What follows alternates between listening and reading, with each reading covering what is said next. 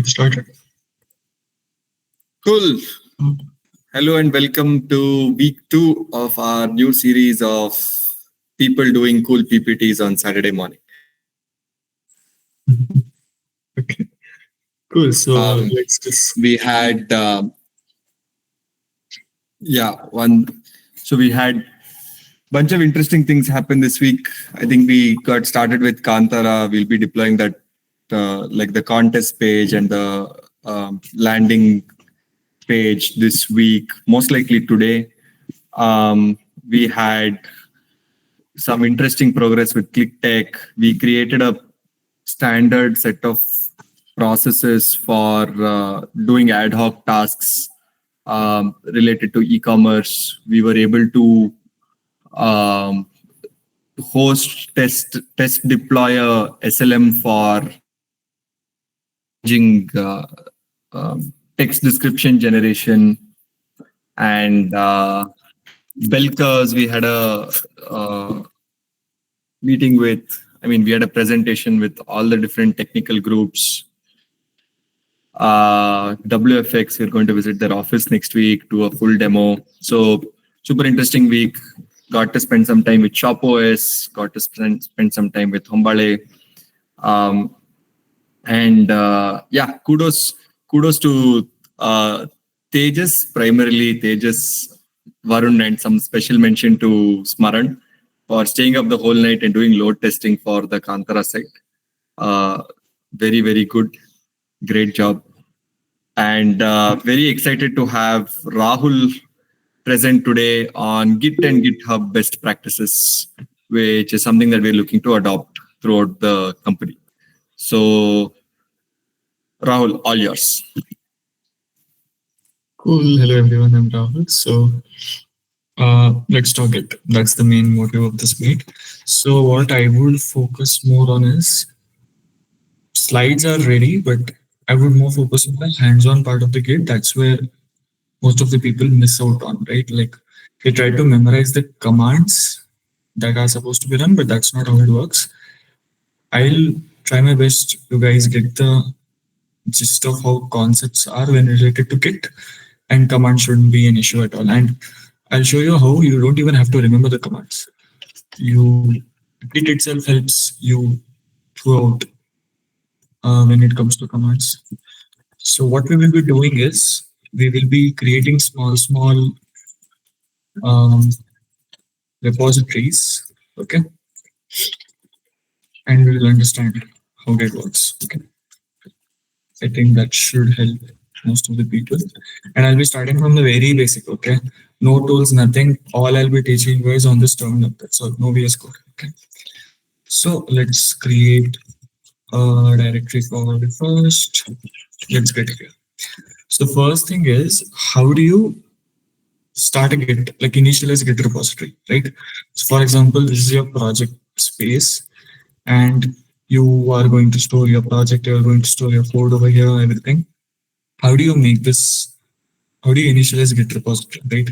Most of the people out here just GPT stuff or search on or use VS Code. But I urge, try to use the Git command as much as you can. The reason is because the amount of control that you get through this command is like unmatchable. Okay, and I'll show you in just a couple of minutes. So this is not a Git repository. Okay, to initialize it as a Git repository, you type git init. Cool, and don't worry about the commands. Okay, I'll be sharing a doc after this PPT where you will get all the set of commands that were run throughout this session. But what I want you guys to understand is the flow, how it happens, and the concepts behind it. Okay. So you type git init, and you can try on like as the session is going on, you guys can try it on yourself as well. Create a separate terminal VS Code and fire these commands and see what happens. Okay.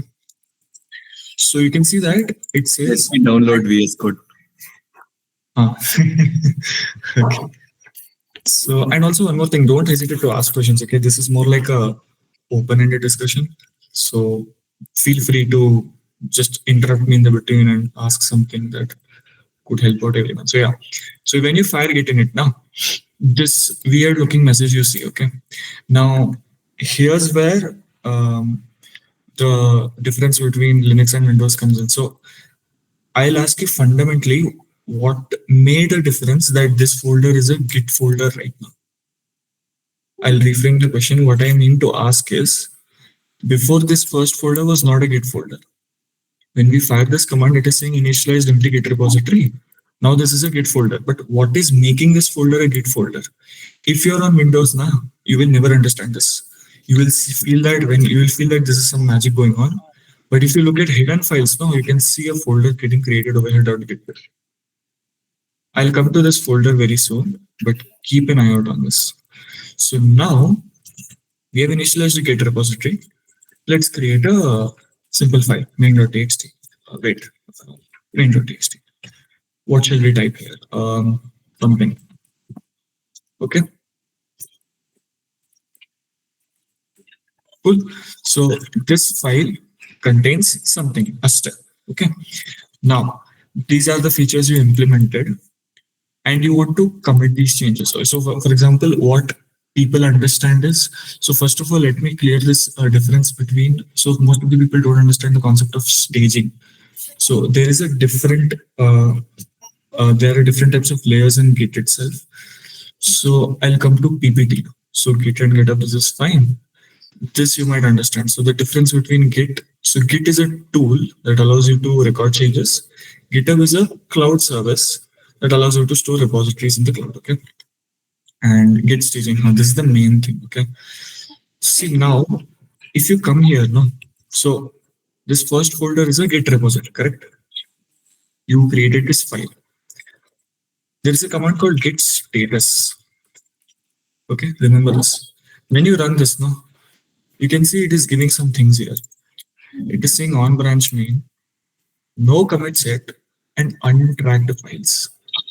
What does this mean? Let's understand this by creating a repository in GitHub. Let's go to github.com. Because if you, with this itself, people understand. So I'll create a new repository here. Here,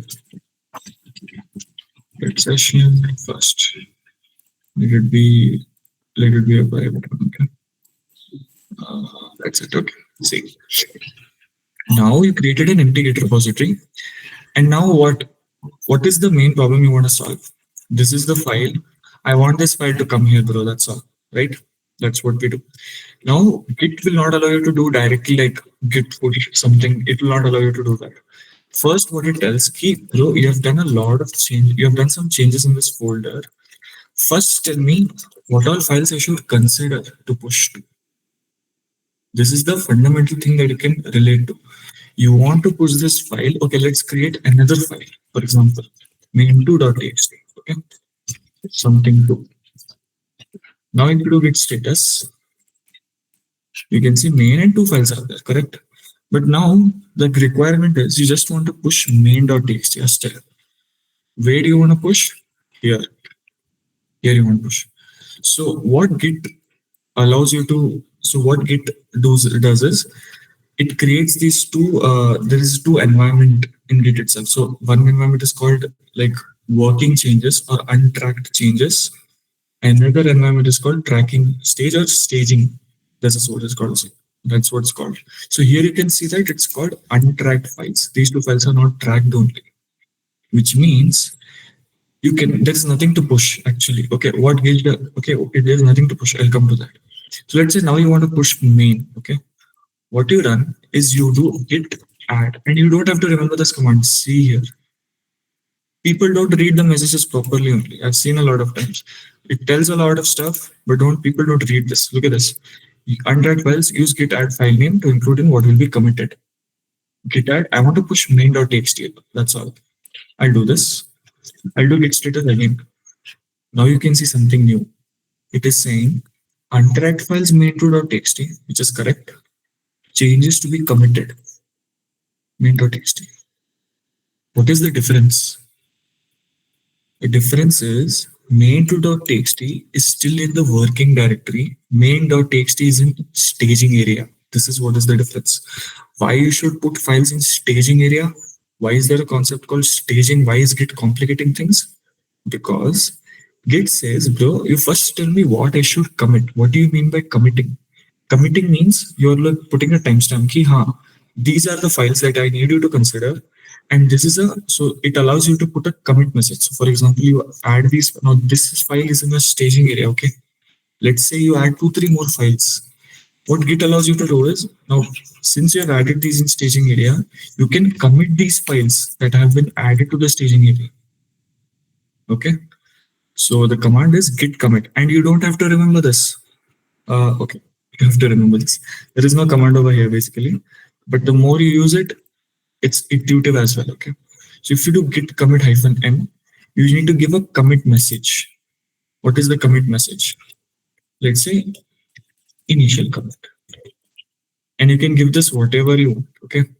And I'll come to the practices of commit messages also, but let's complete this first flow. So when I do this, it is telling me something, right? Main is the name of the branch. Okay. And if you guys don't understand the meaning of branches, bear on, hold on for some time. I'll clear that out. So this is the main branch. This is the commit message. How many files were committed? One file. And this is the number of lines. Now if we do git status now, you can see there is nothing. There is no main here. Only main2 is there. What did we do? I'll repeat it again. Remember that Git has these two areas called unstaged area and staged area, or untracked files, tracked files. Okay, both are same. What Git tells is, bro, before you tell me what to push, or rather, before you tell me, you need to tell me what I should push, right? Or what I should commit. Committing means it will record the changes of those files. So it says, before I need to do that, you need to tell me what are those files. Makes sense, now? Git is saying, you created these two files. I don't know if I should consider all these files or some files. That's why Git asks you to do git add file name. When you do git add file name, Git will say, okay, I have recorded the changes till now, till the point when you did git add. Only till that point the changes were recorded, and this is a edge case actually. I'll come to that also. But remember this much key for now. We want to push that folder here. We want to push only main.txt a step, okay? And to do that, we need to first stage this file, which we did by doing git add main.txt. And we have to commit the changes. How do we commit? Git commit hyphen m initial. And what is this hyphen m? If you don't put hyphen m, it will open a nano editor. Okay. You can do hyphen, you can write hyphen m flag to type the commit message here. Okay, this is a very handy flag. Okay, remember this. So when you do this, it's done. Okay. So when you do git status, you can see there is nothing, no name or nishan about main.txt. It is saying main2 is untracked. That's now the question arises, how do we push it here? Now you can see Git gives some commands here, right? It is saying, it is very intuitive. Create a new repository on the command line or push an existing repository from the command line. What do we want to do? We want this, right? We want to push an existing repository from the command line. There are some commands here. Instead of copy pasting these commands, let's understand what exactly are these commands. Okay. So first of all, understand the difference between Git and GitHub. Git is just a tool. That's all. Okay. Git is a tool which allows you to track changes that are going on in your repository. GitHub is something that allows you to store the changes in the remotely. Okay. So first thing that you have to do is you have to tell Git where is your repository existing in the remote URL. You need to tell that now. Otherwise, how would Git know? Git wouldn't know about that. Okay. How do you check? Is there, so for example, this is a repository. How do you check to what URL is this repository pointing to? You can check that by typing git remote -v. And when you do this, you can see there is nothing being printed, which means it is empty, which means Git doesn't know where to push these changes to. It doesn't know only. Even if you do git push, it will say no configured git push destination. It doesn't know where to push this. That is what the first command is over here. Say git remote add origin and the URL of this repository, and the same command is told by the git also here. See, git remote add name URL of the repository. Now let's copy paste this command. You understood the meaning of this command, right? So I can push as many files required. Like, what if I push non-code files? You can push non-code files also, but there's a Image limit. files, video files. Yeah. But there's a limit of 100 MB to each file. You have to take care of that. But doesn't GitHub charge anybody for storage? Because it's all No, free. no, they do not. Why doesn't That anybody was use GitHub as their file storage mechanism? I did that. To migrate, I created a repository private. I pushed all my photos there, and then when I bought a new laptop, I pulled everything and I deleted that repository. People don't do it as well. But yeah, I think it's very obvious because it's very easy to get pull, get push. Yes. It is very easy. It's easier than your get drive actually. Hmm. But the But it constraint upload, is, it'll upload. Like it takes upload bandwidth. correct. It'll take Can I upload get time, but full push from my phone? from your phone, I doubt it because do you have Git command on your phone? I don't think so. I think somebody would have built it. Yeah, could be. You can download stuff on your Why phone doesn't because there's a anybody GitHub use app Git? also. Like, why doesn't anybody use a abstraction layer on Git for file transfer? Like, imagine I can just select a bunch of photos, videos, text files, documents from my phone, commit it, and then from another phone, pull the repository and download. You can do that. But the only restriction they've done is 100 MB per file. That is the limit. That I doubt no photos, videos will be 100 MB. Unless you take 4K. Videos could be. Videos Yeah. could be. Videos could. But quite rare. For most use cases, it will still work. It will work. They don't charge. How does GitHub's cloud work? Like, wouldn't it be very expensive for them to store all of this for free? They are doing it, bro. They work at high scale, no? All of their cloud is Azure, actually. GitHub is hosted on It is Azure. owned by Microsoft. Yeah. But one more thing is, previously I used to do this pushing photos and all, but later I realized it's not safe because it's a code repository now. So they would have made sure the privacy concerns and all, but still it is risky as compared to Google Drive, I feel. Google Drive, see, the main selling point of Google Drive itself is store private things and all. No, you can make a private repository, no, in GitHub.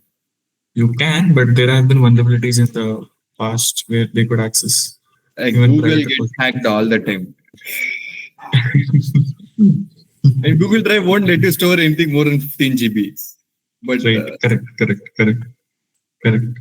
what if I put my life on Git? Life, GitHub, sorry, not Git.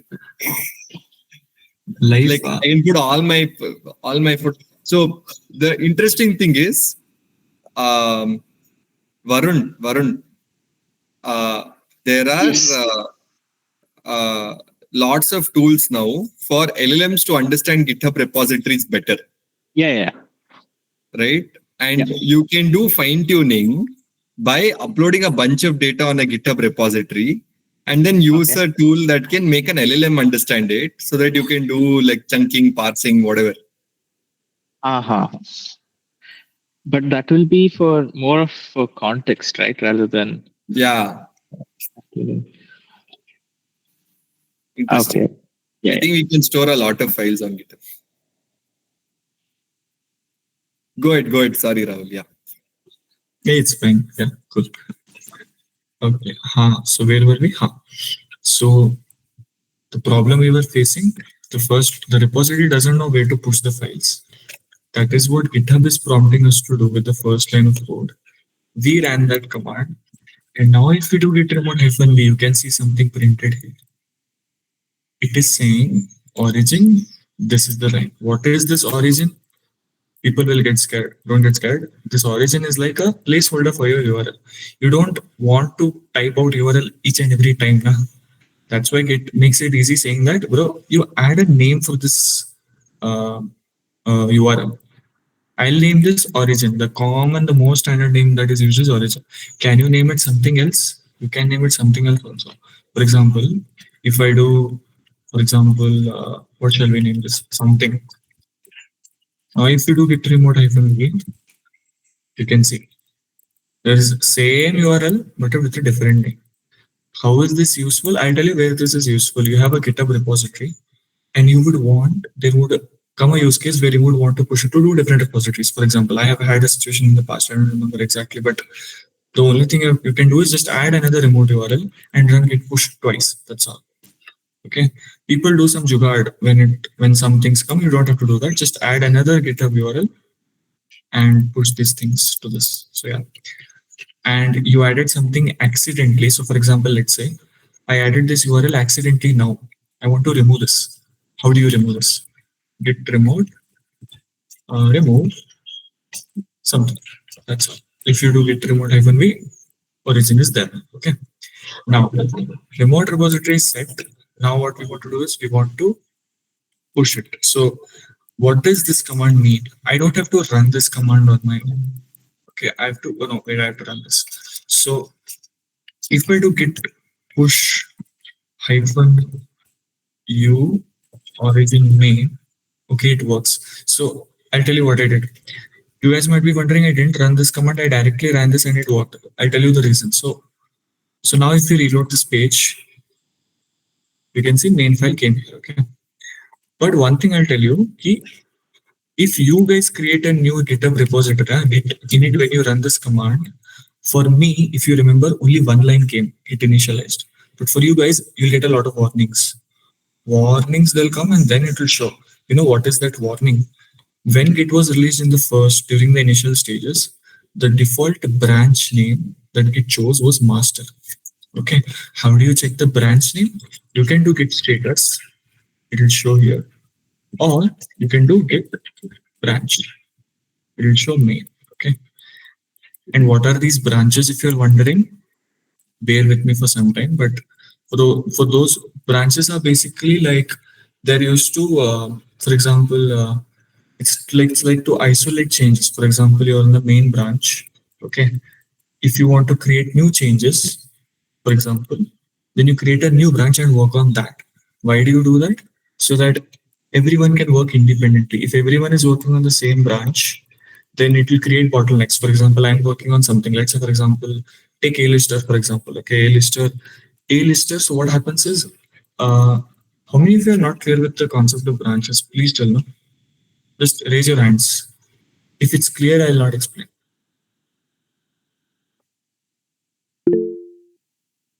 Are not clear. Okay, fine. I think they just okay. Okay, so I'll tell it. Okay, fine. So I'll tell it from the start. So branches basically, what is the need of branches is, for example, let's say take A-lister. Okay, GitHub A-lister repository is hosted on GitHub, and you want to deploy that to production. Okay, now why do we need branches is the first question, right? Why is Git complicating? Why is GitHub complicating branches and all? Okay, let's say there was no concept of branch only. Let's assume there was no concept of branch. There was just a concept ki array, you push everything to GitHub and here the code comes and everyone works on the same thing. You know what is the problem with this? The problem with this is that, let's say you do this with A-lister. A-lister is on production now. Okay. Now I want to implement a new feature for A-lister. I'll take those changes, I'll do something, and I want to store that somewhere on the remote. Where do I store it? If there is no branching at all, if I directly push, and that's the part, if that part only is hosted on production, what if there is a bug there? So now you see there is a need of branching. What do you mean by branching now? It is used to create multiple versions of your code base. Okay, so what you can do is you can smartly decide ki main branch is what will be deployed on production. A-lister main branch is what deployed on Versa or some AWS. If you want to create a new feature, you create a new branch, for example, preview, or for example, feature branch. You do your changes on your laptop, you push your changes to that feature branch, nothing will happen because the production is looking at the main branch code base. Nothing is looking at the feature branch. And then what you do, once you want to deploy these changes into main, you merge these two branches. How does merging work? I'll come to that later. But I hope that the concept of why is a branch needed clear. Cool.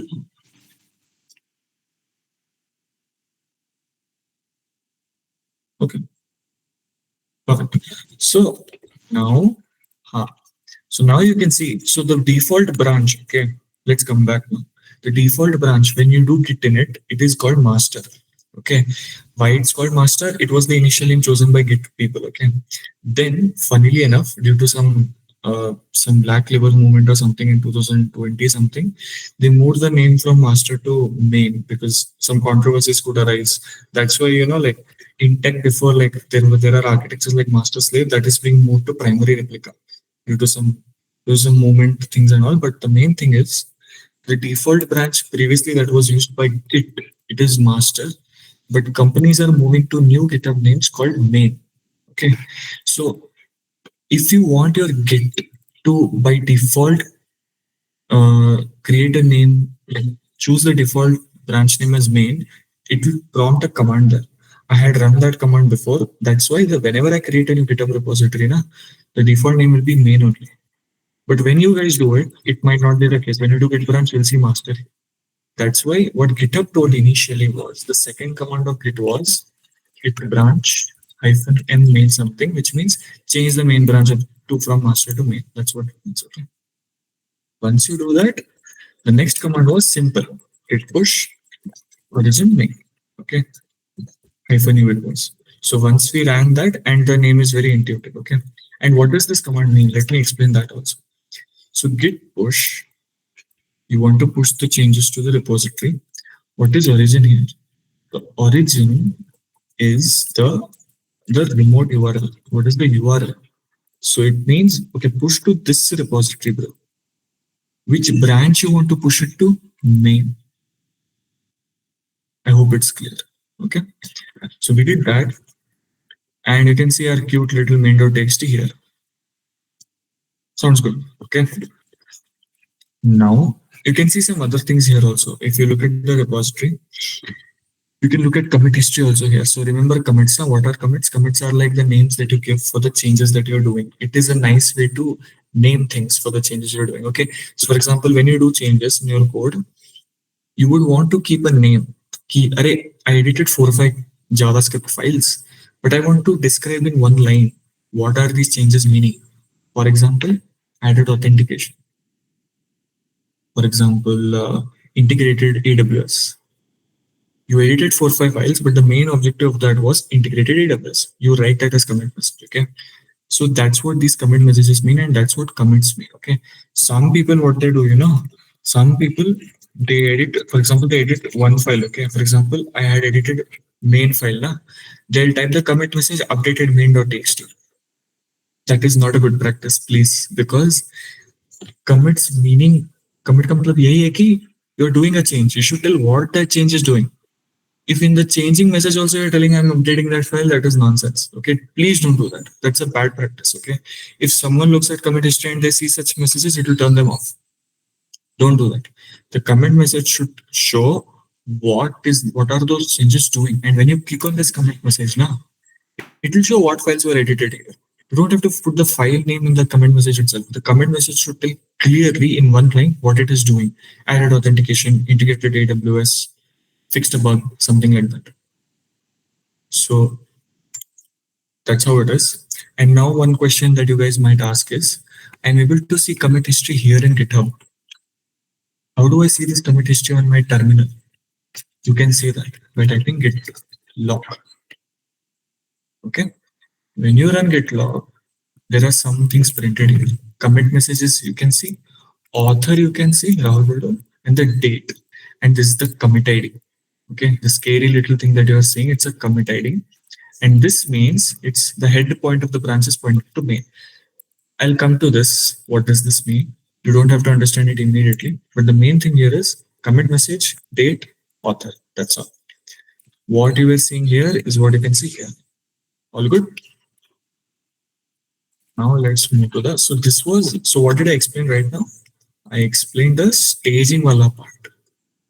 You understood the difference between working directory, staging area, and understand key what all things are staged. Only those things can be committed and pushed. Understanding? Please acknowledge now. Yep. Yes, I'm following. Perfect. Now, what can we Is there consider? some guide on This how to is write good commit messages? Like if we can we do yes, a yes, can we do an analysis of our main repositories, bell curve, JLister, yeah, WFX, and just see how good the commit messages are? Let me pull it up. yes. Actually, I was talking to Puneet about this. There is a standard convention actually when it comes to commit messages. I'll show you it. Standard conventions. I saw that. So, see conventional commits. So I'll share this link in the Alaiy group. I'll share this. This is a very good link actually. So I'll tell you in brief. Okay? There are rules, not rules actually, conventions to set commit messages also. So for example, let's say, um, so there is this mentor.txt. Okay, I add this file. I have to commit this file. Correct. Now what you can do is, what is this file doing in short? What all the changes can do? They can add a feature. They can add a test case for if you're adding unit test cases. If there are unit test cases in the repository, you can add a test case. It can be a documentation, or it could be a bug fix.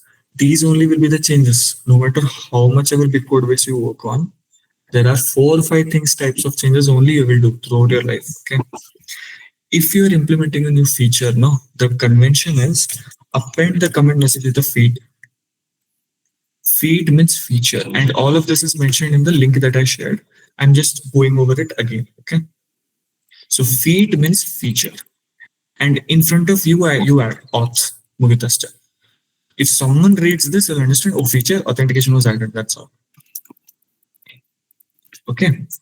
If you are adding a test case, you do test colon. Okay.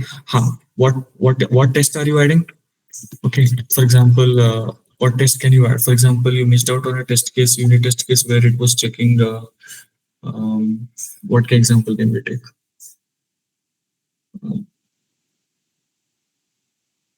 Some example. What test case you can add? For example, Checking an API response, error codes for that is very good example. Error codes. Okay, you don't have to add checking. That's a noisy word. Okay.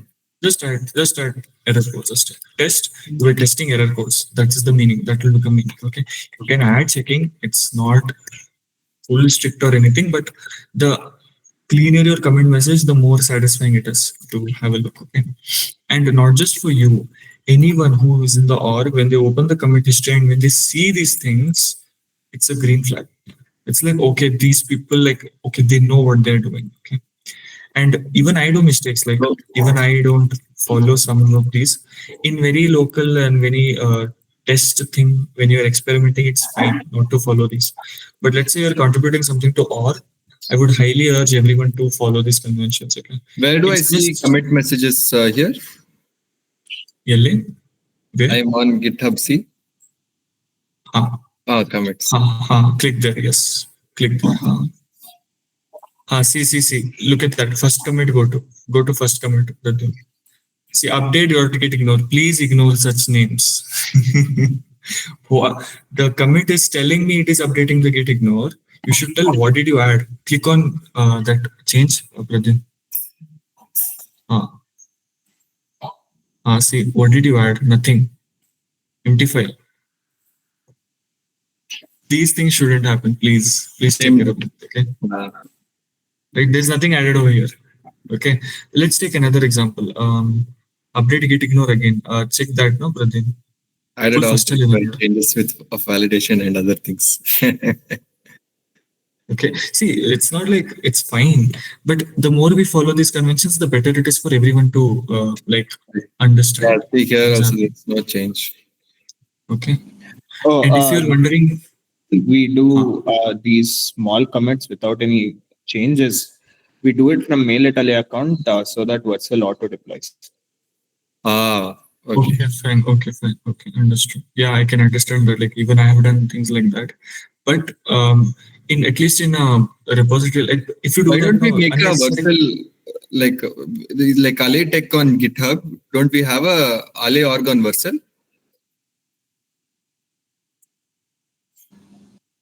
Do we have it, Apurva? Actually, we do. One more question. Why was there env over there in commit message? Oh yeah. See, we have an Alaiy org in Alaiy Tech on. Also, one more thing. If you do any change, no, Git like Vercel will allow you to auto deploy, but there is a bug there also. Yeah, correct. What Why is happens? the env file inside GitHub?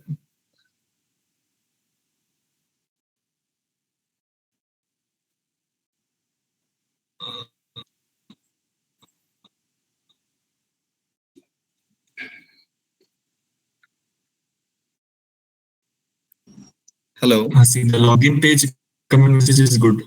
That will show what commit is being done.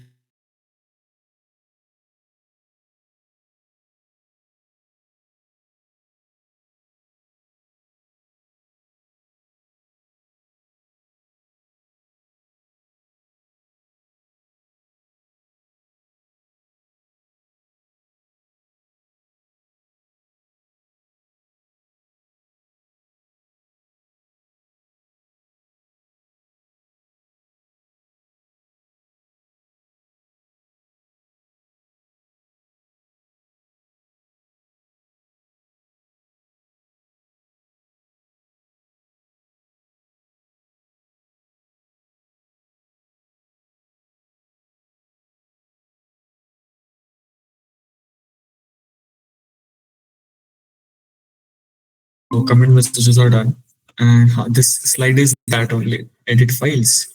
Staging I told you stage by doing git add, commit by git commit, and push. Okay.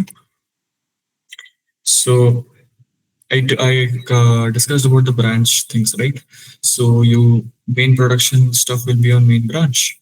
Feature branch will be something that you create and you make your changes and you punch it to main branch. Now let's come to this part. How do you create a new branch? Correct. How do you create a new branch? That is also important. Okay, let's do one thing. Let's commit this changes. Okay, main.txt, you know. Let's do feed something. Okay, and let's push this.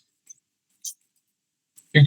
Now, one more thing I would like to point out is when you do only git push, that time also it works. Okay, but I don't recommend it all just running git push because there are some caveats okay to that. What happens is, for example, if you are on main branch now, that time this git push will work, but even I don't know exactly what this git push is about. That's why what I recommend people doing is type in clearly git push, which is the remote URL, which is the branch you're pushing to. Because that makes it very clear for you also. Why are you relying on some magic command that pushes things and then you figuring out where is the wrong thing got pushed and all, okay? Because git push only works with the main and something like that, if I'm not wrong. What I recommend people to do is you're on a particular branch, you want to push this branch.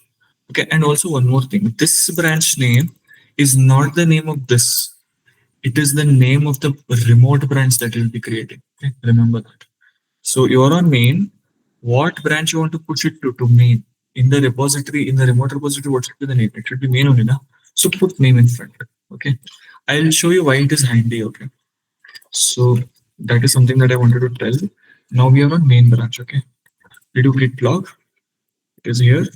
If you go to that repository, you can see we have two messages. Feed something initial. Now see how neat it is to look. Feed something. Okay, cool. I'll also show you another example actually. If we show examples, then it will be clear.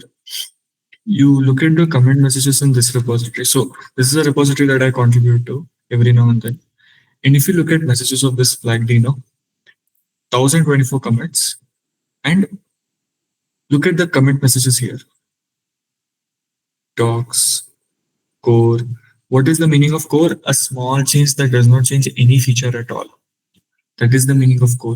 Removes the fractional. Like what I want you guys to absorb is the clearness. See how small the commit names are, and see feed add support for HTTP tag header. This is what we want to achieve. This is an example that I'm giving you guys. Okay. What do you mean by exclamatory mark here? You can see here There is no exclamatory mark here. There's an exclamatory mark here. What is the difference? If you put an exclamatory mark, that means it's a breaking change. It's a breaking change. Best example I'll give you. Okay, I'll give you an example. Let's say you're working on an API.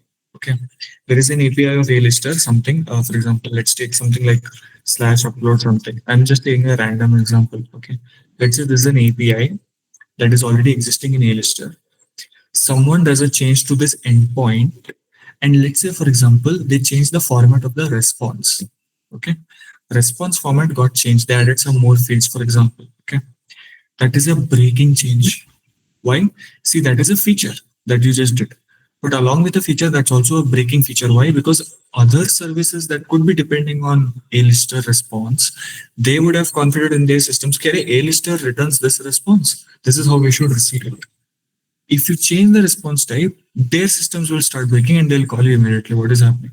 So how do you signify that in a comment message? You put an exclamatory mark, and this is like a red flag. Like people will see, okay, it's a breaking change. Should we merge it? So why is this necessary? Before merging it, you can tell your customers, "Ki bro, this is the breaking change that we're bringing. Please be careful."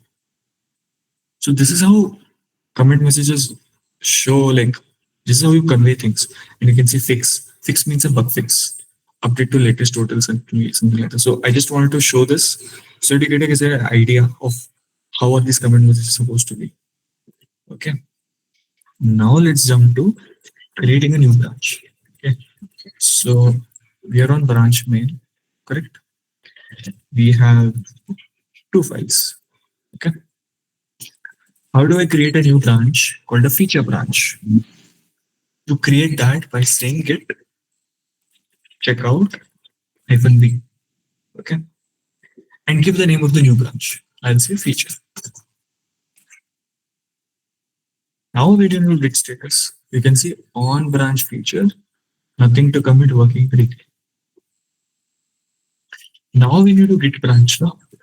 You can see you are on category. You are on feature branch now. Okay. You're on feature branch. What are the files here? Same files are here also, but you're on different branch now. Okay. How do I switch back to main branch? Do git checkout main. You don't put -b. You put -b when you want to create a new branch. You don't want to create a new branch. Main is already existing. You don't put this -b. That will be git checkout. Now you're on main.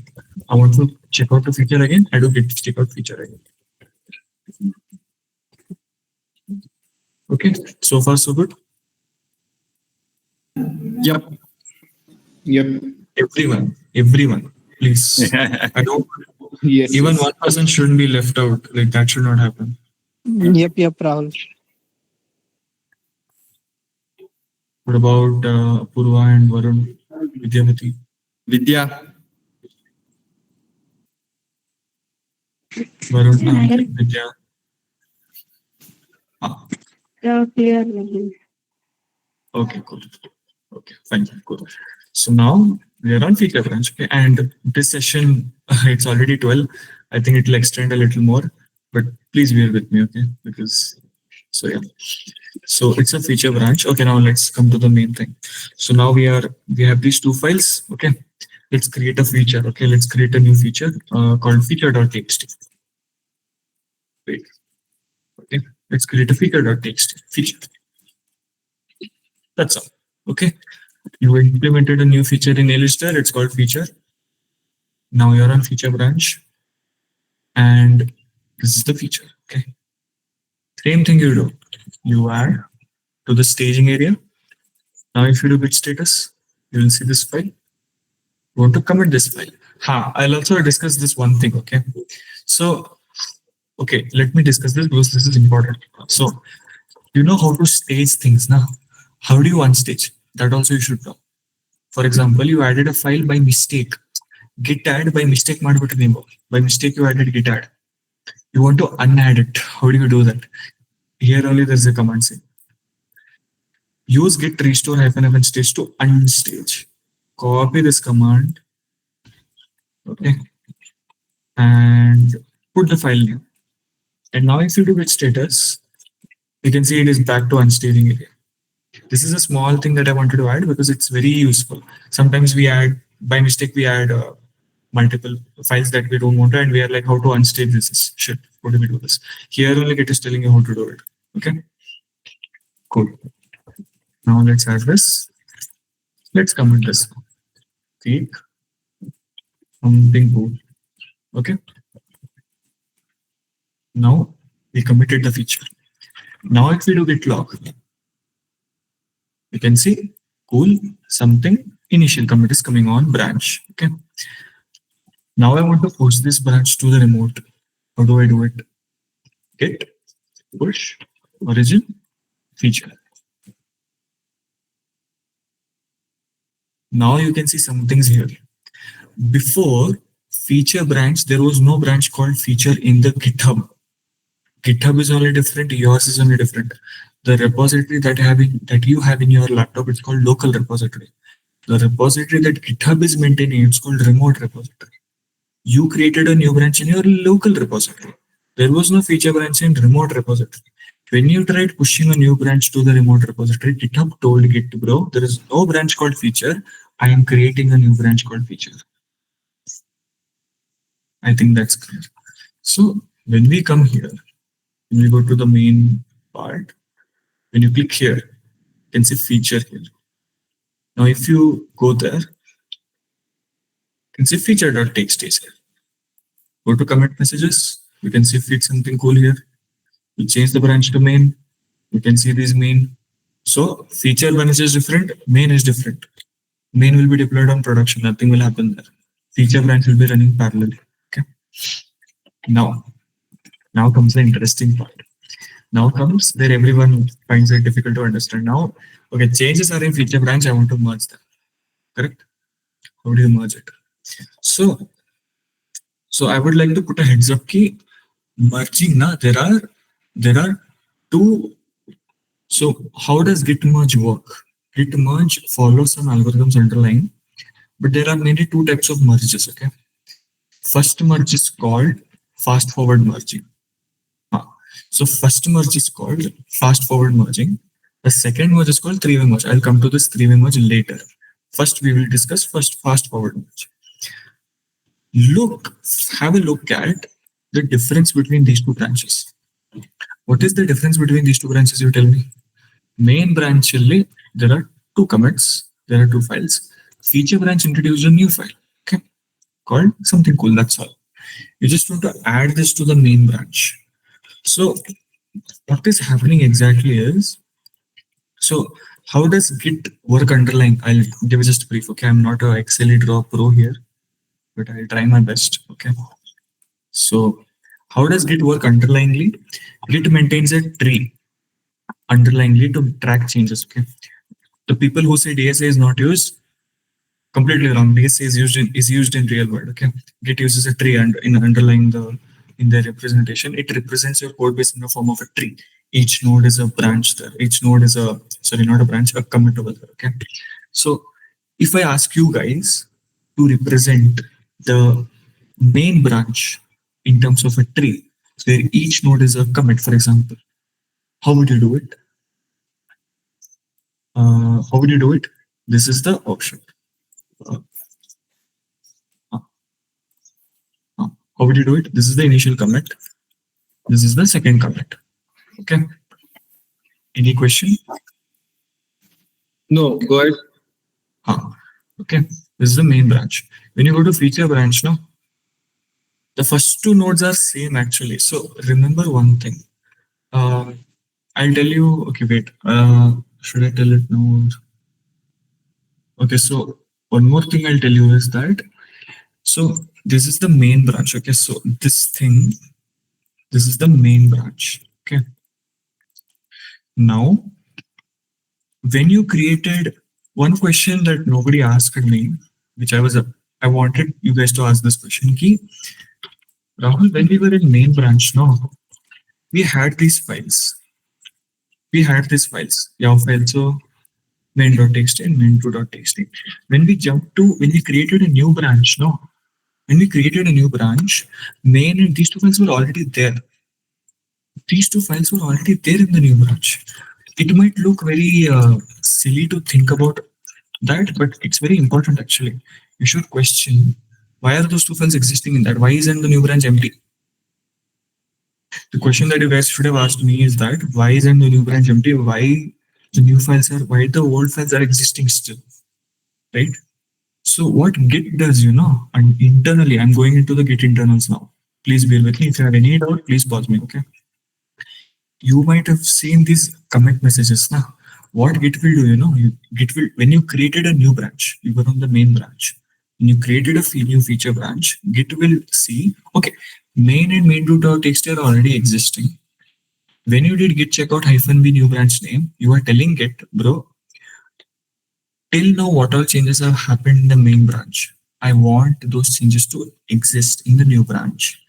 And from here on, I'll do some new changes on top of it. Okay. Now, how will Git do that? Like how Git keeps track of these are the changes. This is how till this point. What is that point? Like how does it represent? It uses the commit ID. This is where commit ID is important. So what you did, when you did git checkout -b feature branch, that time what you did essentially is you're saying git keep what is the commit ID of the main? See, that's why you can see this. What is this scary thing here? It says, bro, till here, all the changes that came are from main only. And from here, I'm taking over the new branch. That's why what Git does. What people think, what you might think is when you create a new branch, Git will store new commit history like this. You might have thought, but that will not happen. That will not happen. Git will create a new node here and it will add a new. And this will be the feature. That's why Git is very popular. It is very efficient in how it tracks the changes. It will not create new files. Main main.txt, main.txt files are already existing now. When you create a new branch, what people think is that Git is storing 2 copies of each and every file. That is not happening. It is the same file. Git will only store, Git will see these 2 files are existing in the main branch. How am I recognizing this each commit? Through its commit ID. This is a commit, this node. Okay. And Git will say, okay, you want the changes that have been occurred till now. You want these changes to exist. I'll represent that using the commit ID. I'll branch out here. And all the things that were there before will be there. What all things you will add further will be added. Okay. This is what Git does internally. This is why Git is very optimized. Okay. Now let's come to the main part. This is your main branch. Okay. This is your feature branch. This is your feature branch. Now what you want to do is you want to merge them. What do you mean by merging? All the features are there here. You want to bring them to the main branch. What do you do it? Commands, I'll tell commands later, but understand what happens here. If you think from a tree perspective, now you will see, bro, main branch is stopped here. Like what? Again, I'm repeating, these nodes are commits. Please don't fall out on this, okay? These nodes are not files. These are commits. A commit, in that commit, the data is stored, what changes were done to each file and all. That is very complicated. We will not go deep into that. You can definitely explore on your own when this session is over. But the main high level idea is this: each node is a commit, and there the changes are stored till that point. Okay, in that commit. So what main branch is storing? Till this point, these changes are done. A new feature branch was created. A new commit was pushed called feature, which you can see here. And then let's say we add some more features, for example. Let's say, okay. So now you want to merge. How do you merge it? If you think from first principles, now you will see that, bro, there was no change in main branch only. Feature branch, see, hindgade irodu, what all things are previous, no, see, this is not existing, okay? I'm just trying to make you guys understand. Don't think that these comments will be copied, no, nothing like that. These two things are same only. But what I'm trying to explain you guys is that what all changes there are there in the back are already existing in the main branch. In the new branch, some new things were added automatically. You just want to merge them a step. You don't want to do anything else. So doesn't that mean you just want to move so how does Git track? So for example, these are the commits, okay? how does Git keep track of where is the current change pointing to? What do I mean by that? Means, let's say, for example, I'll give another example. So this is the main branch, okay? So feature branch, you added this new commit. How do you know that this you are at this commit? Like Git does that by maintaining a head pointer. It maintains that using a head pointer. What is this head pointer? What that basically means is key up where that point head pointer points. No, that means that is where you are in the changes. Okay.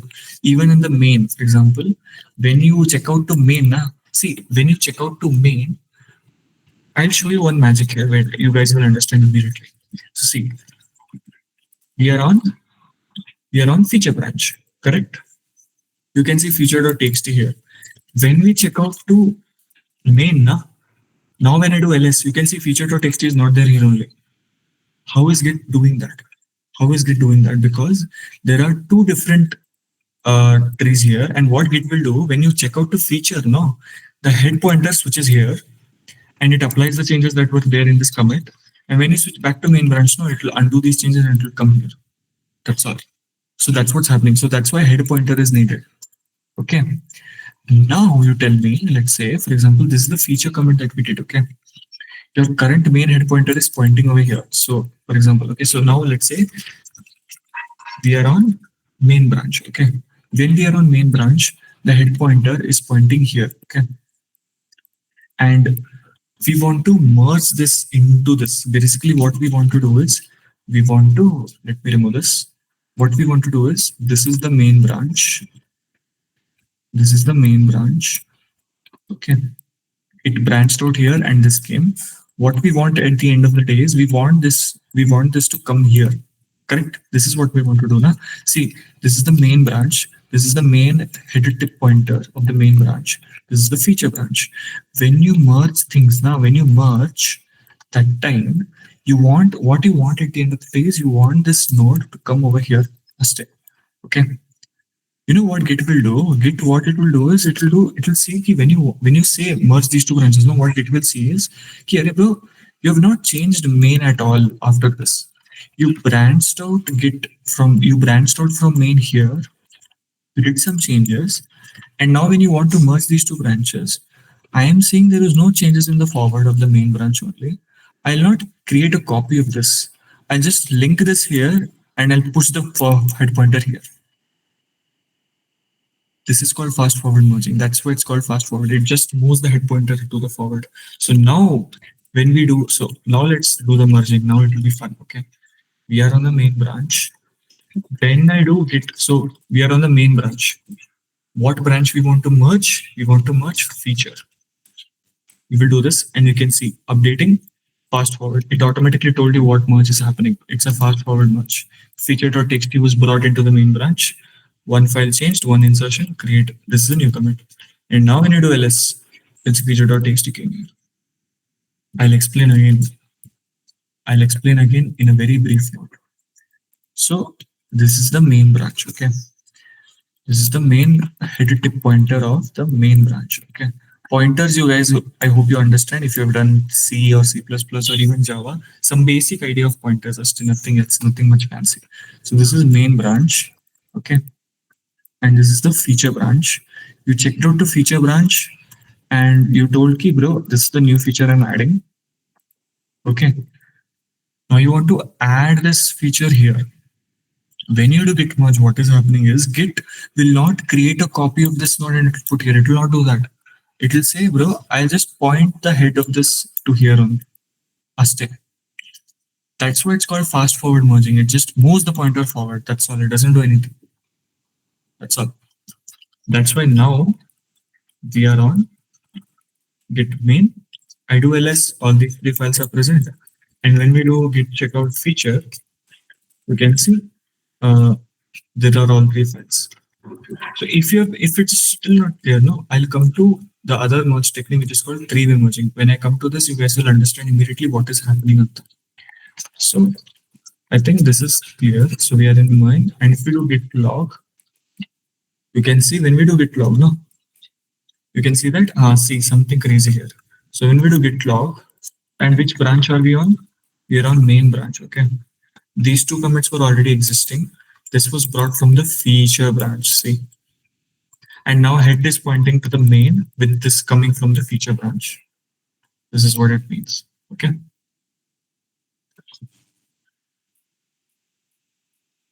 Any question? I think someone raised your hand. That's a message in some meeting. Can you? Okay, cool. Huh? I think till now it is clear. If it's not clear, I'll explain three-way merging. You guys will be following, I think. Okay, cool. So I think I got it, but somebody more technical can ask a question. Say Amit or Varun.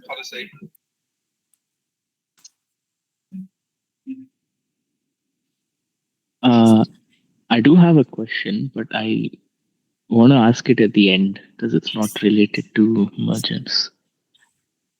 Oh, sure. Okay. Okay, cool. So if this fast forward merge is not clear, no, we'll discuss another example which you will get an idea of what is happening exactly. Okay. Now let's discuss a different scenario. Okay. So let's create a new repository. To put in screen because that has become a little janky. Okay, we will do it in it. Same things that we did before. Okay, so I'm creating a new repository. So to take a good example, this has become a little weird. So let's start that again.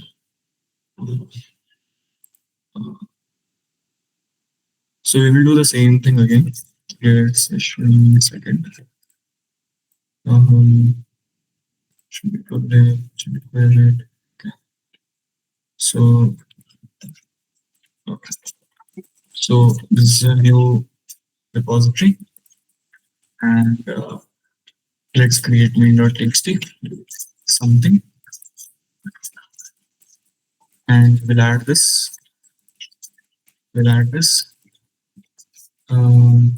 Initial.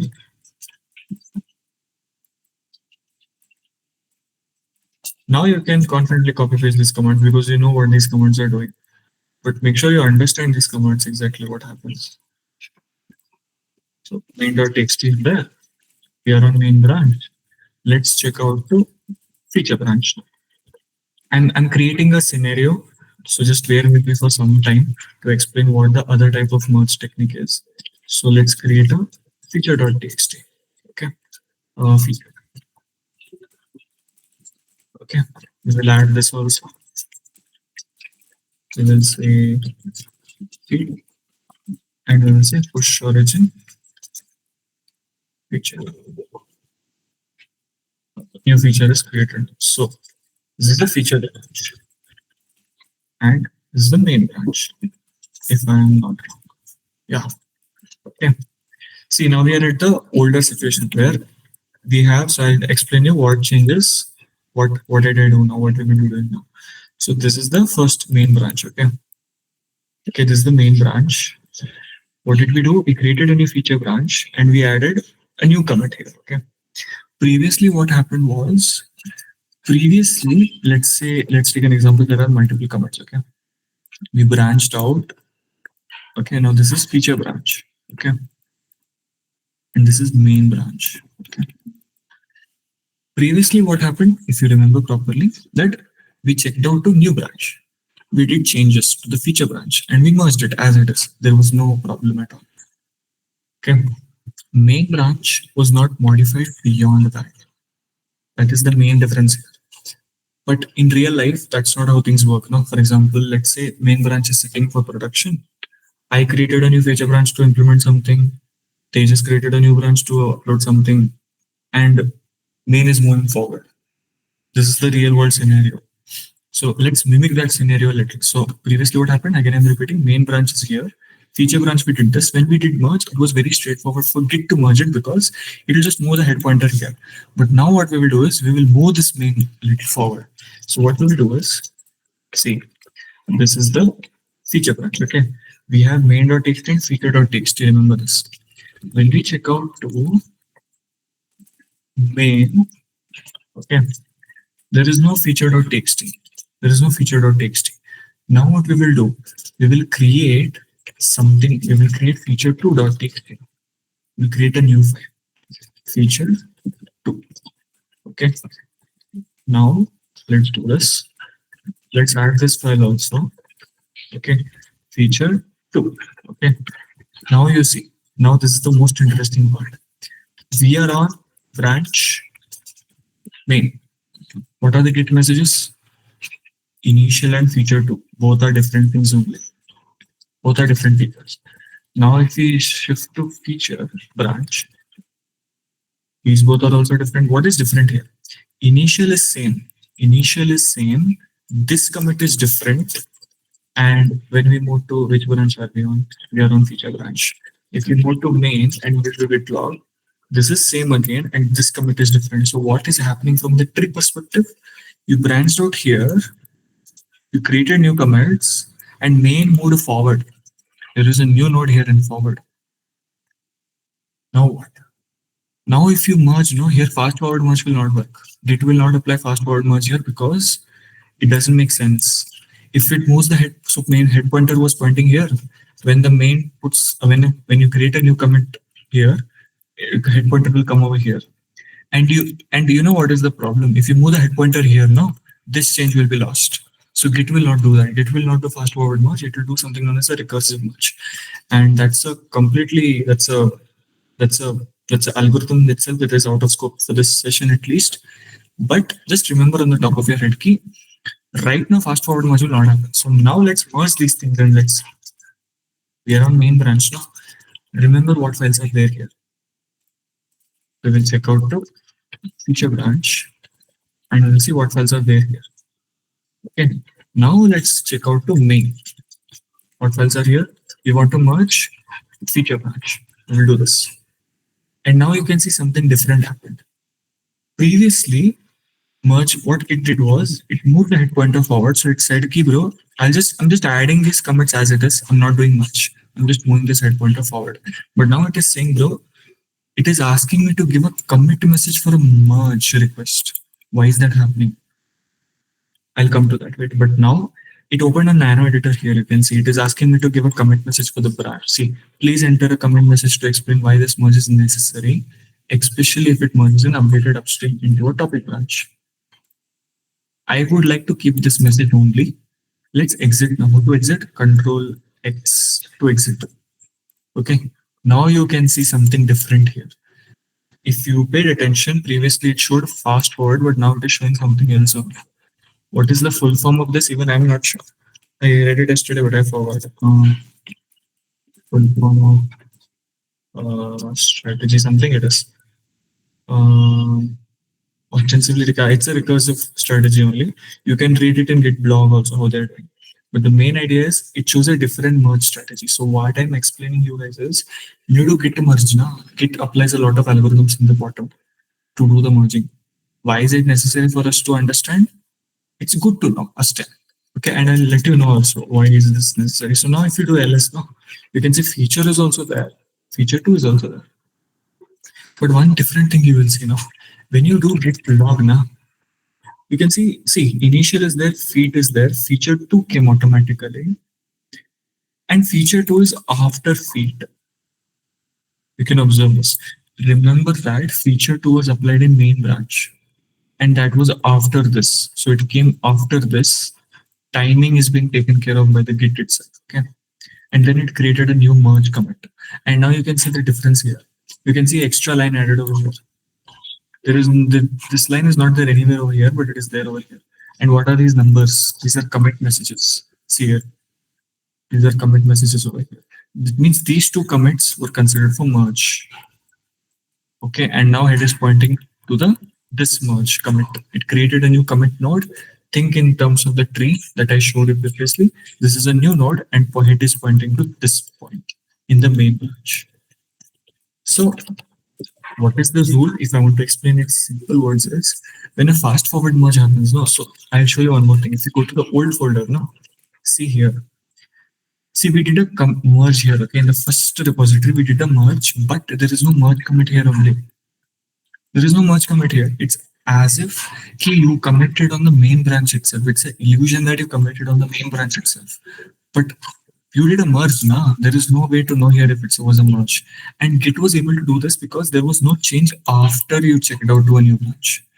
But because in the second repository, there were changes in main branch also, like this, and there were changes in feature branch, and now you want to merge them. Git will choose a different strategy and it will tell key to maintain things clean. I'll choose a different strategy, and now you will have to add a merge, and you have to add a commit message for this also. Okay. So there is a problem associated with this merge strategy that Git chooses. I'll come to that, but is everything clear till now? Yes, I am confused because I haven't done any complex merges like this in my life. Okay, Amit is cool. It's fine with you. Yeah. Tejas, Varun, Apurva. Till now. Okay. Vidya, Puneet. Yeah, I had asked him the same doubt regarding the merges and how we pull. So it's Yeah. clear now. Yeah. Perfect. Cool. Vidya did not say anything.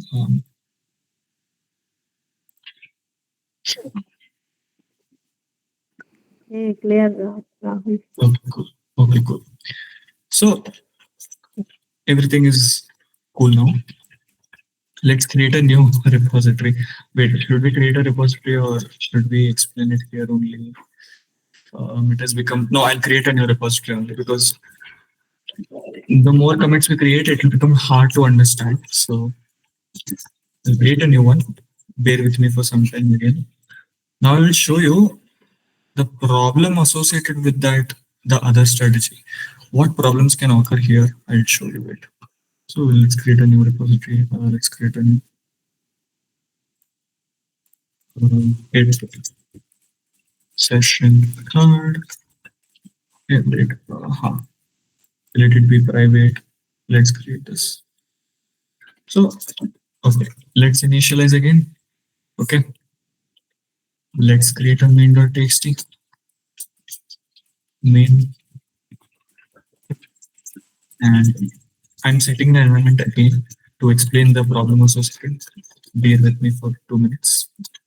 So initial only we will name it. Okay. And let's push this.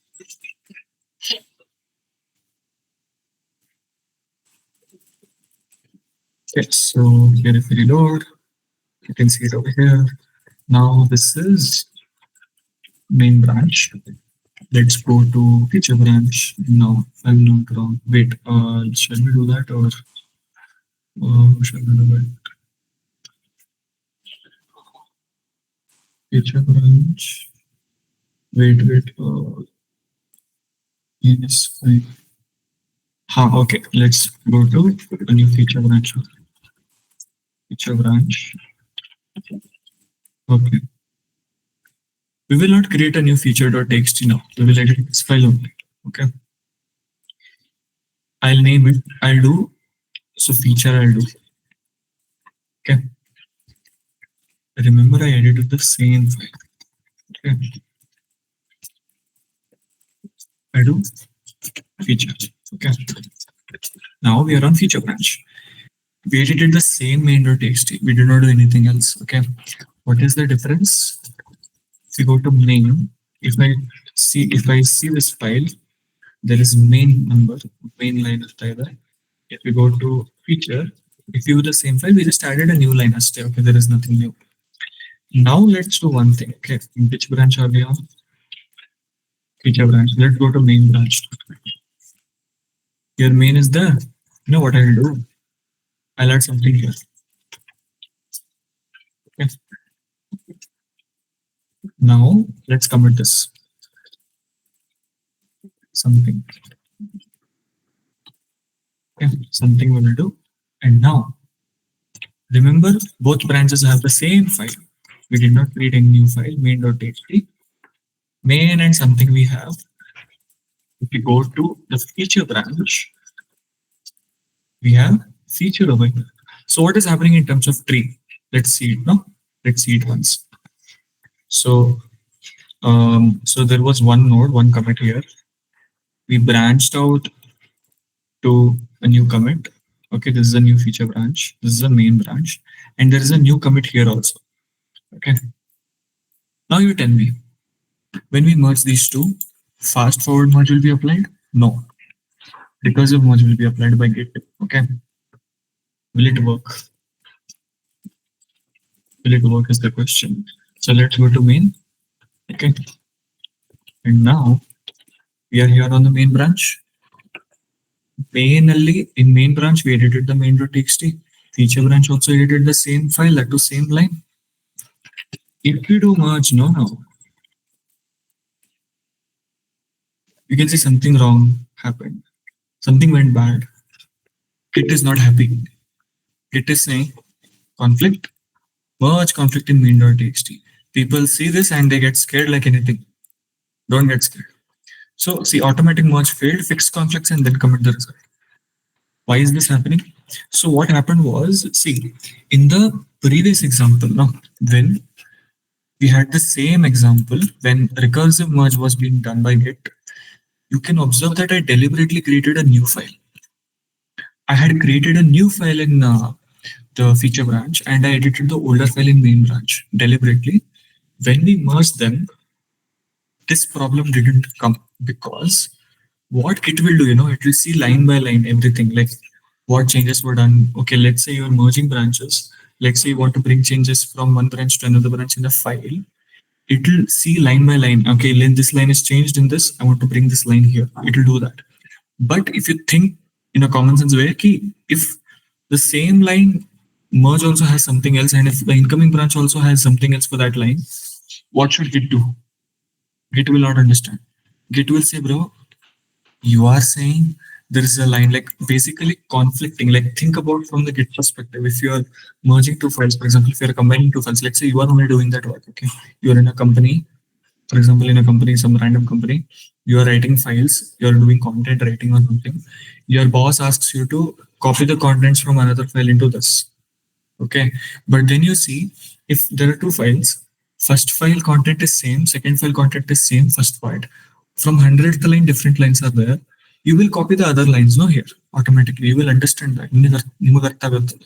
But when you have a file, you have a copy of file, the other file, first few lines are changing, the last lines are new. You will get confused now. You will ask, should I copy this or should I keep this? You will ask your boss, now, should I copy these lines also or should I keep my older lines only? This is what Git is doing here also. Git is not understanding. I edited the same lines in both the branches and now Git is asking me, bro, you did the same changes there. What should I do? Git will not do anything here. Git will stop. Git will tell, if I do something here, I will mess up. You only fix it and you tell me what should I do. This is what is called a merge conflict. Now you have to resolve this conflict. How do you resolve? Check that file. When you check that file, now you can see this added here. What is the meaning of this? What is the meaning of this? What this means, remember this. So main was there common in both the files, correct now? These two lines were common in both the files. In main branch, I did a new commit where I added something, if you remember properly, right? If you remember, I added something in the branch. That is like it is saying in the head of the main branch, the line is something. Okay. But from the feature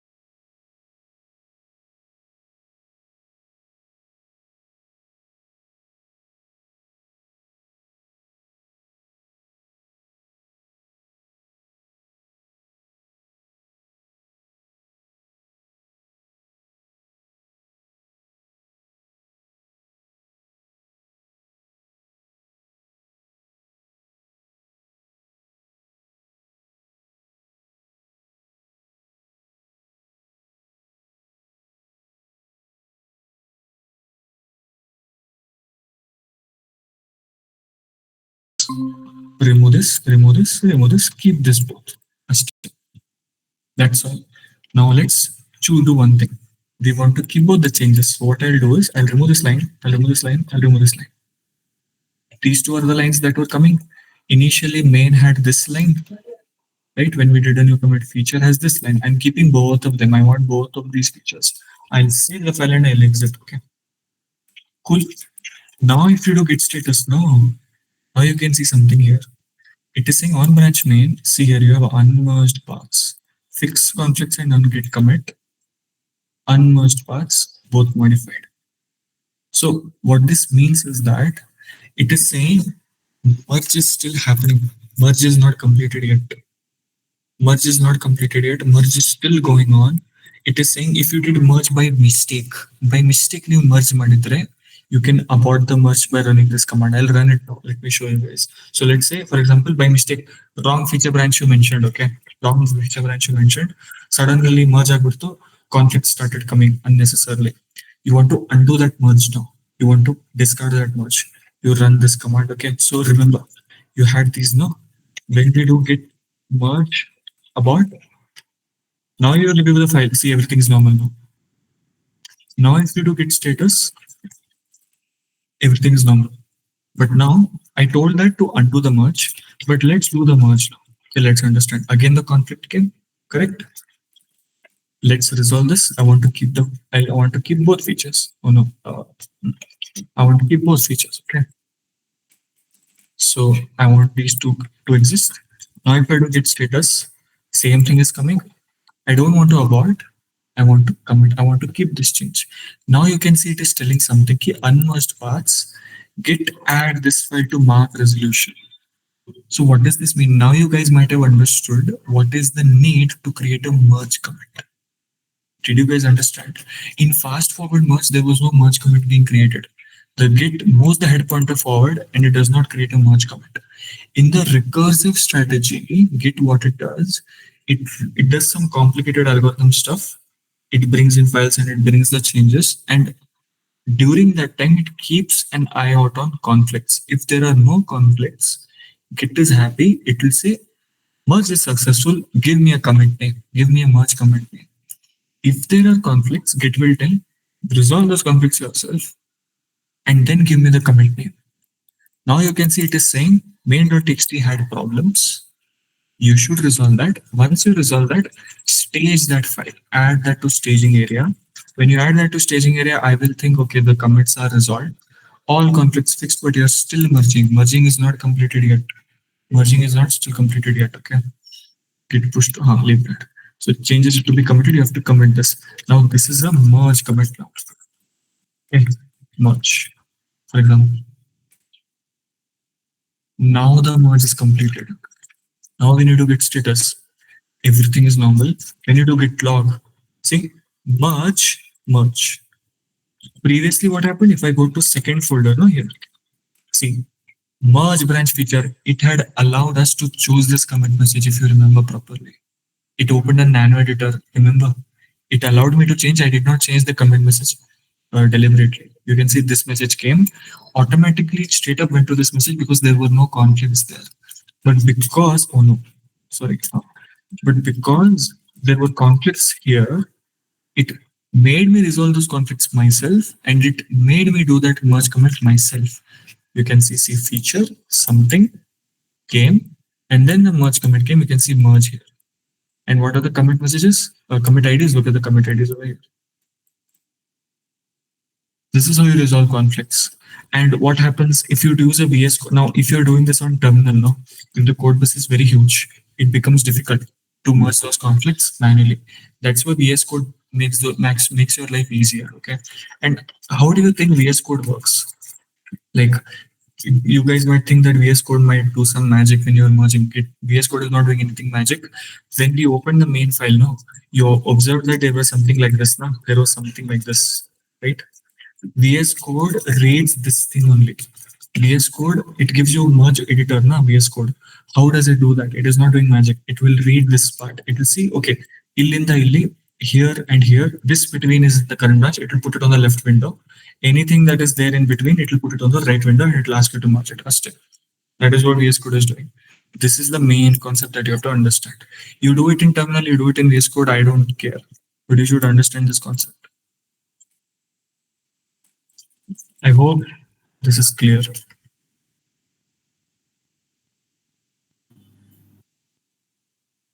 Yep. This is Tejas, Amit is cool, Varun. Where is Vidya? They left. Oh no. Rahul, let's wrap up in the next by 12:45. Oh, okay, fine. Okay, Yeah. cool. Okay, so this is cool. So yeah, this is the thing. So this is the thing. Can you just quickly highlight on rebase, fetch, and the difference Yes. between like rebase and pull? Yes. I was about to do that now. I'll do rebase now. Okay. So a rebase means I'll show. I'll quickly explain that. Uh,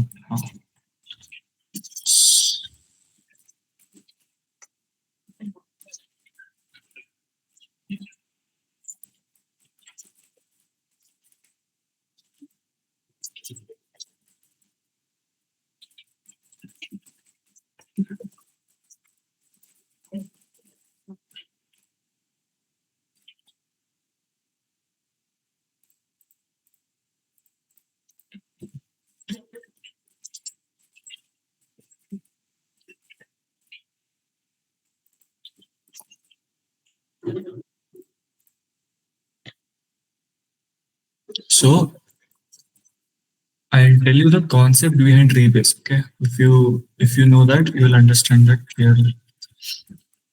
So it is me. Okay, so this let's create a new feature branch. So let's create a feature.txt feature. Get feature.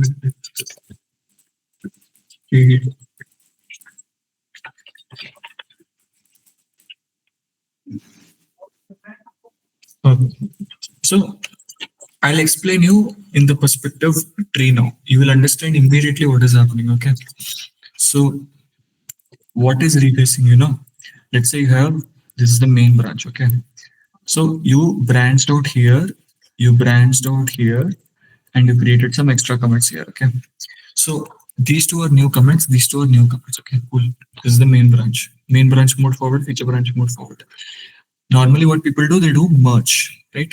When you do merge, Git uses some internal algorithm to figure out how to merge these changes according to time and all of that. Okay. But the problem that will arise is it first creates a merge commit, correct? No, it creates a merge commit. And the problem with merge commit is if you have a lot of like merge commits, initially might look not much, but in the commit history, if 20 to 30% of commits are merge commits only, that is very bad. Like it is fine, but it's not so neat. Okay. The commit history doesn't make sense and it looks very arbitrary if you have a look. Okay. So what Git allows you to do, what Git allows you to do is it says these commits you were running on top of this. Okay. What does that mean? I'll explain you. See, right now, which branch are we on? We are on feature branch. Main and feature txt is there. Okay. See, when I check out to main, let's say I create a new file, feature2.txt. Okay. Let's say I do this. Wait, let's choose a different name. Okay. If we do this, feature2, if we do, okay, see, here we are on main branch where we have main and feature2.txt. But here what happens now? If you go to feature branch, we don't have that feature.txt only, right? How is that not coming here? That is not coming because you had branched out from main from this point. During this point, there was no feature2.txt. The base commit of the main branch from which you branched out did not have feature2.txt. Now you have a requirement where you don't want to merge. You don't want to merge. You want this use case where, bro, I have these commits, okay, but these commits are run on top of this point, right? So when you did check out -b branch name, no, it got out from this point. Till this point, whatever changes are there, it exists. Okay. But whatever you do afterwards, those things will not come here. But what you want to do is you want to apply these commits as if you are checking out from this point. This is called rebasing. That's why it's called rebasing. You're changing the base. That's why it's rebase. The base from which you committed out, you want to change that base from here to here. And you want to apply these commits one by one on top of that. Okay, so if I show it in real action now, it's 12:43. So this is the main.txt. Okay, and previously when you were doing merge, no, you were going to main branch, you want to merge feature branch into main, you do git merge feature, correct? No, but you are on feature branch now. You want to change the base of this branch from this step to this step, correct? How do you do that? You're on feature branch right now. You do git rebase main. What will happen if you do that? What will happen is, see, I did not do it yet. I did not do it yet. If we go to main, there is feature.txt, correct? No, but if you go to feature branch, there is no feature 2 because during the point when you checked out, there was no feature 2. But when you do rebase now, Git will behave as if you're applying these commits on top of from the point from this commit. So when we do rebase main, what will happen? You can see feature 2 dot came here. What happened at the background is it happened, it changed the base, and it is like I'll apply this commit one by one here. It's like that's why it's called rebasing. You're changing the base of the feature branch. That's why you don't to merge, you go to the main branch, you go to the branch where you want to merge it to, and then you do git merge feature branch. But when you want to do a rebase, you go to the feature branch, you don't go to the main branch. Because feature branch is the what is something that you want to change the base of that. The base of the feature branch is this step. How is this step identified? With the commit ID. You want to change that from here to here. Now, what is the real world use case of this is that a lister only you take, main branch is there. And for example, feature branch you created. Main branch has moved very forward. Tumba ಮುಂದೆ ಹೋಗ್ಬಿಟ್ಟಿದೆ. A lot of commits were created and all. This feature branch is something different. Okay. Now what happens is when you create it, if you try to merge, no, it will not merge only. There is a possibility that merge will not even continue because there is a lot of history and conflicts will start arising. If you sit down manually fixing those conflicts, it is not at all possible. In that position, rebase becomes easier. What rebase will do is main has moved very much forward. Feature branch is here. The problem here is that you had checked out the branch from the point where these changes were not there. Git will allow you to change that. It will say it will remove this point. It will behave as if you're applying this commits on top of this. And it will replay those commits one by one. And in between, during those replay commit, no, conflicts will arise. Git will stop there and it will prompt you, okay, conflicts are arising, fix this. Once you continue, again conflicts can arise. So it will replay that commit each and every time. That is what rebase means at the end of the day. So when I do git log now, it's it main, feature 2 and feature kin now. You can see that, see, feature 2 was part of main, correct? No, feature is part of feature. Before what happened, this did not exist. Now, when you change the base, it behaved as if key changes you're applying on top of this. So these two commits automatically came and you are applying commits on top of this. And if any conflicts can arise, okay, conflicts can arise and you have to resolve those conflicts and you have to continue. So that's what rebase means on a conceptual level.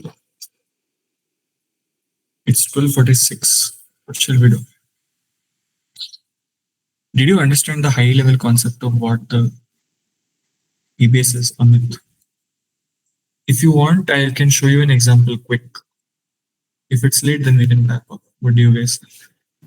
So you can do this and then we'll wrap up. Fine. Okay, if I do this, they'll understand correctly now. So, okay, fine. Okay, so let me take another example again because I already did that rebase.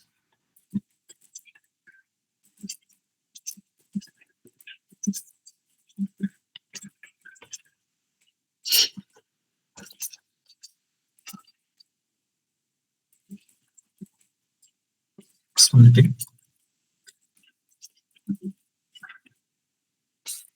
What? No, no, no. This is wrong. Okay. We need to do this bit further. Here we need to do redirect. Something.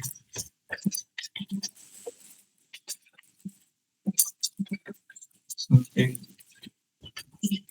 Okay. Now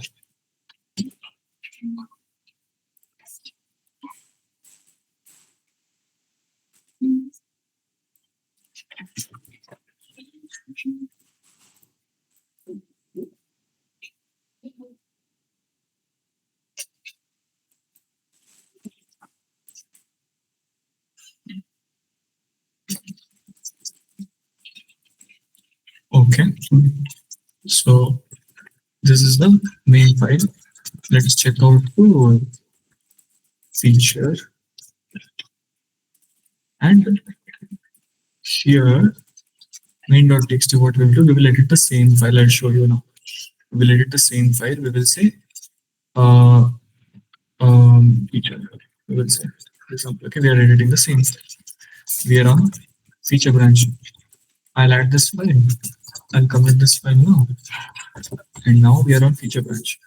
Again, I'll do the same thing. Okay. Again, I'll do something like, and I'll do something like this. So,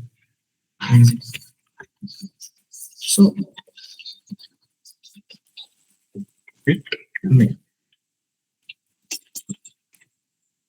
No, I shouldn't have done this here. Actually. No, let's find it.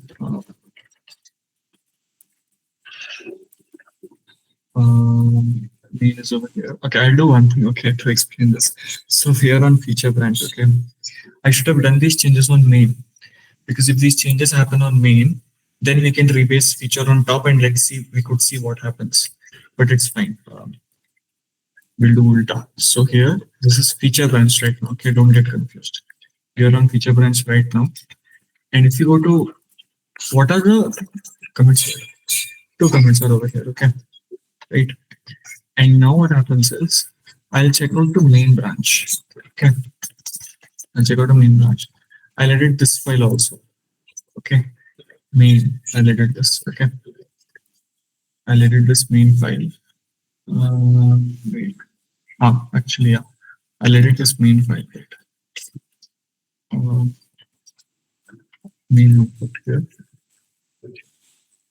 Yes, and then here I can do something like some.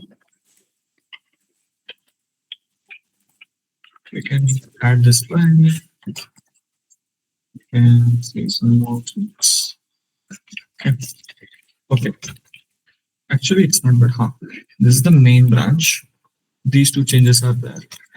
If we check out to feature, no, we have edited the same file with different lines. Okay, and how many commits are there here? There are 2 commits over here. Okay, if we go to main branch, then there is only 1 commit. Okay, feature branch branched out from this commit. Correct? It branched out from this commit. Main branch moved forward. This commit was added. Now we want to rebase feature branch on top of this. Okay, we can take this example. So I'll check out to feature branch. Okay, and something is there. You can see that that other commit is not there. So if we go to main branch now, if we go to log, some more change commit is there. No, this is there. You can see here when we did git log in feature branch, only something is there. These 2 commits are there. This commit is not there here. Now what we want to do is we want to rebase feature branch. What will rebase do?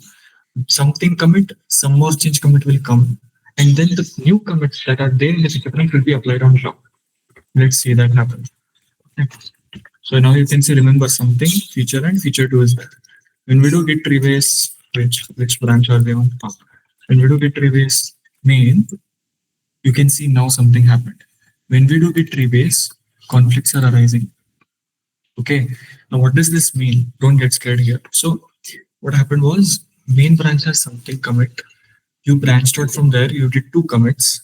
Main branch moved forward, it did some more change.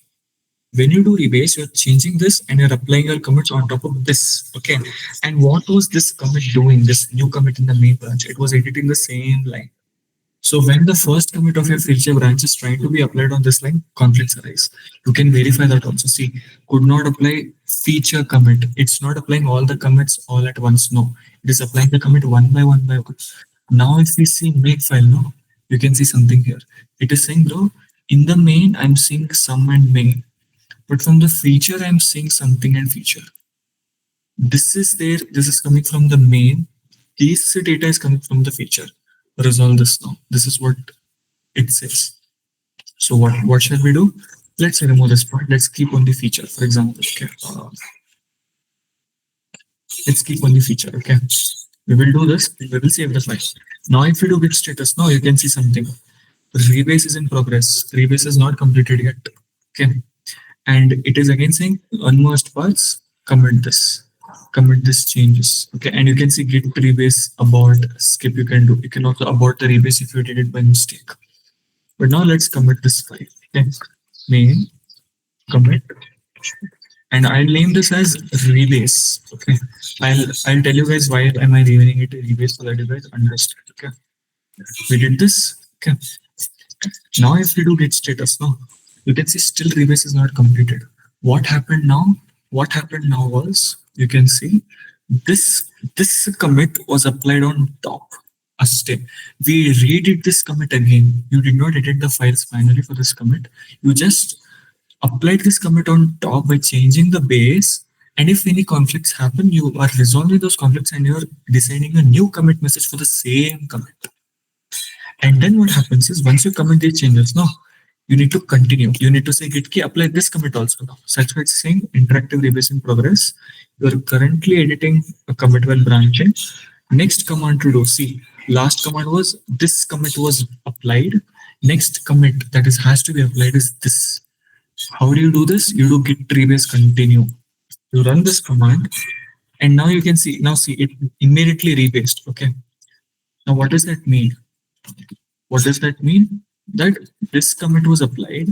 You decided a new feature branch name, a new commit message for this, because there were conflicts coming there.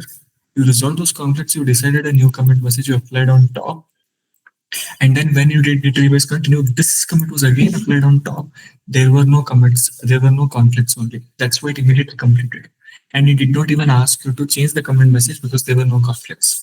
Now, if you do git log now, you can see the magic here. You can see something, some more changes there. These two are from main. This, you are the one who changed it, correct? This, you are the one who changed it. It allowed you to change this message because there were conflicts. It asked you to resolve those conflicts and then commit this.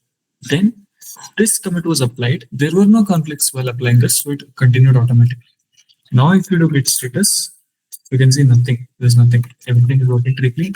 There are no merge commits. See, there are no merge commits. This is another advantage of rebasing. You don't introduce merge commits, because of which your history looks very, very clean.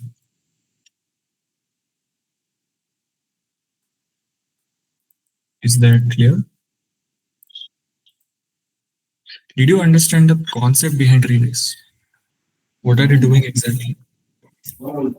Amit, Tejas. We'll make Amit now write or use rebase because he's responding thumbs up for everything. Don't say thumbs up for. Don't say thumbs up for next blog will be on. What? My next blog What? will be on Git. Okay. No, seriously, you guys understood. No, don't tell like for the sake of it, like because it's a little hard to understand. That's why I was taking very, very small examples and I was explaining. You understood the main concept now. The concept is important. Conflict resolution and all you can do in VS Code. There is no issue. If you understand what is happening, then only you can do that resolution. Otherwise, you will just be clicking the buttons on VS Code, accept incoming, accept outgoing. If something goes wrong, you will panic and you will redo it again. If you know the concept, you'll know what to do, what is happening exactly. Just remember this much key. There is no much commit being created. The commits are reapplied one by one on the new commit. And if there is any conflict in applying that commit, it asks you to resolve it, continue the rebase. Once everything is done, rebase is complete. This is what rebase is. Cool. That's it for this session, I would say, and that's what was also there in slides actually. So yeah, so we covered fast forward merge, recursive merging, and by the way, three-way merge is the name of the algorithm that a recursive merge uses. Okay, so that's how it is. We can explore this even more in detail. Conflict resolution we covered, git rebasing we covered, merge versus rebase. I told you, like merge creates merge commits and it keeps the history, like history, it makes it weird, but rebase keeps it clean. But one more thing, remember, okay, one more thing, it's very important that, see, I should have pushed this unfortunately, but I forgot to push it. But remember one thing that, see, for example, you had pushed a feature branch before, okay? Before feature branch, what feature branch had before? This commit, and then if I'm not wrong, this commit was there. These two commits were there, correct? No. Let's say you had merged the feature branch, you had pushed the feature branch from this and this commit. Let's say after pushing to GitHub, you rebase the branch, and when you try to push this now it won't get pushed. GitHub will reject your push because it will say, "Ki bro, history is diverging. History is completely different. The changes that your laptop is sending is completely different from mine." GitHub will tell you. So that time, what to do? You have to do a force push. That's when you have to do a force push. You have to do like this. Okay. People use this in production. We use this in production, but you have to be extremely careful because when you run this command, it means that you are saying GitHub that ignore whatever you have. You are saying GitHub that ignore whatever you have. Whatever is there in my laptop, that is the source of truth. And this can lead to data loss. Okay, so be very careful while rebasing and force pushing. If you do rebasing properly, force pushing will not cause a problem. If you do rebasing without caution, it might lead to loss of changes of other people. So yeah, but that doesn't mean you don't use rebase. Definitely use rebase, but be cautious. That's, and now you might have understood why do we have to go to git rebase push. Okay, the reason you have to do a force push is history will change completely. GitHub will not understand what to do. Okay. So yeah, so that's it. It took 2 hours, I think.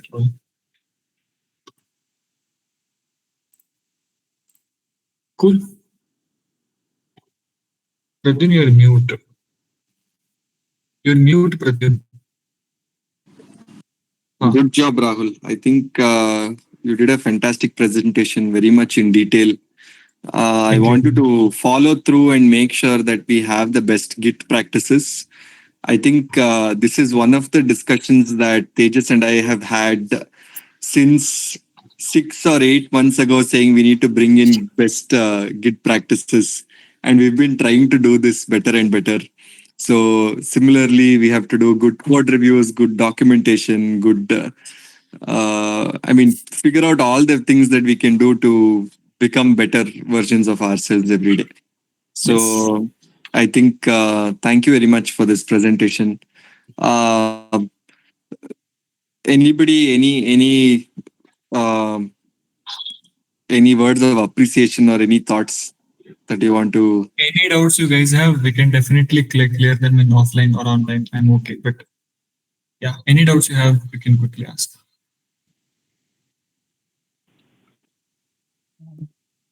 And no doubts, Rahul. I think it was very well structured. Okay, thank you. Cool, nice. So in the coming week, can we have Varun do a session on say basics of AWS EC2, S3, auto deploy, things like that? Varun? Yeah, okay. Sounds good. So create like a basic PPT like this, and you can schedule a demo and make sure you share it with me by Thursday or Friday before we have the presentation. Okay. All right. Sounds good, guys. So let's keep this up as a tradition. Apurva, I hope this whole session was recorded. Please share it on the group.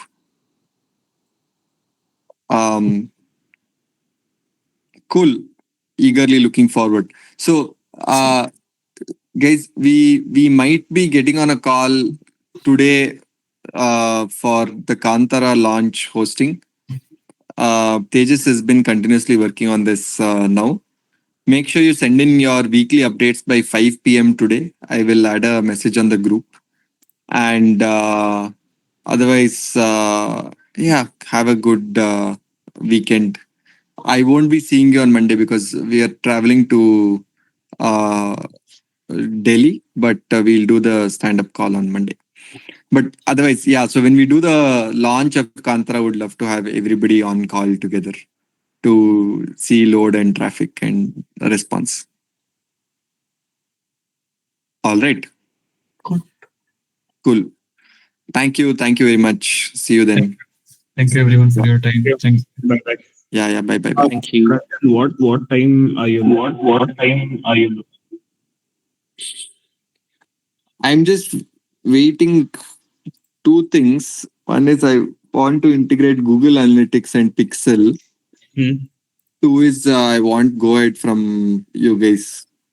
We have a go ahead from CG to launch. Okay. Yeah. Got it. See, backend we tested properly. There's absolutely no issue. Unless Yeah, it's just the front end when we wanted to test the entire asset load, and when we do that, it's returning a lot of crashes and errors.